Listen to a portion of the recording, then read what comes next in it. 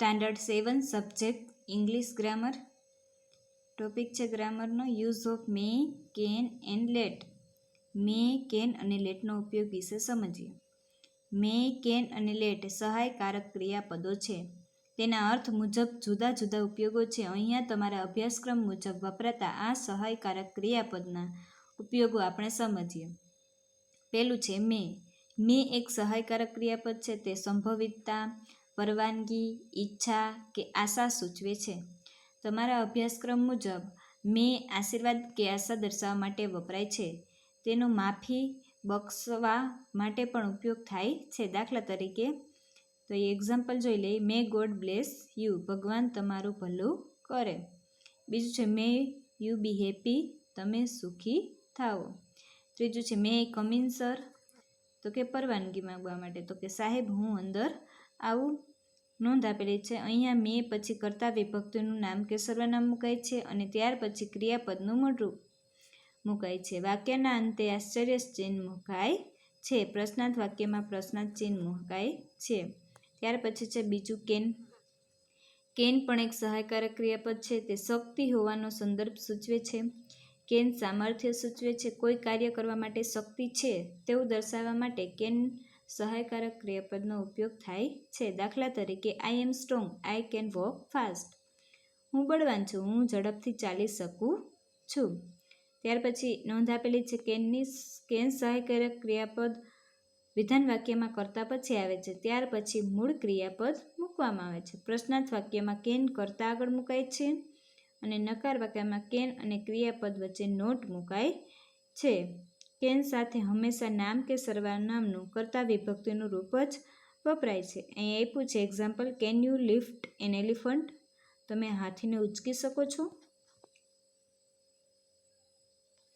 ત્યાર પછી છે બીજું આપ્યું I can not lift an elephant. આ નકારમાં આપ્યું છે, હું હાથીને ઉંચકી શકતો નથી. ત્યાર પછી ત્રીજું છે લેટ.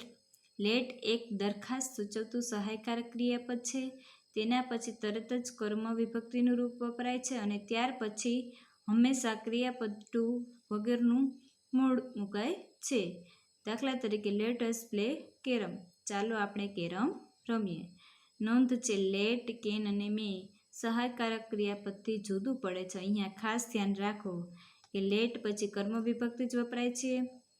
લેટર્સનું ટૂંકું રૂપ લેટ્સ વપરાય છે. તેના પછી ક્રિયાપદ ટુ વગરનું મૂળ ક્રિયાપદ વપરાય છે.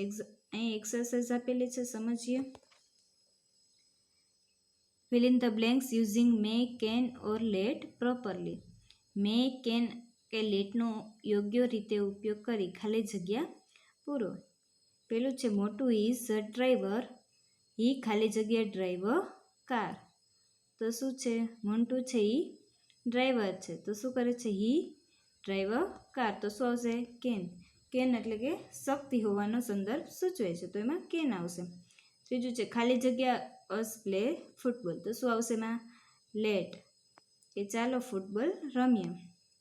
ત્રીજું છે મગન કાકા ઇઝ વેરી ઓલ્ડ, હી ખાલી જગ્યા નોટ ક્લાઇમ્બ અ ટ્રી, કે મગન કાકા છે એ ઘરડા છે, તે વૃક્ષ પર ચઢી શકે નહીં, તો કેન આવશે કેન નોટ. ત્યાર પછી ચોથું છે ખાલી જગ્યા the children sing the song, તો એમાં શું આવશે લેટ આવશે.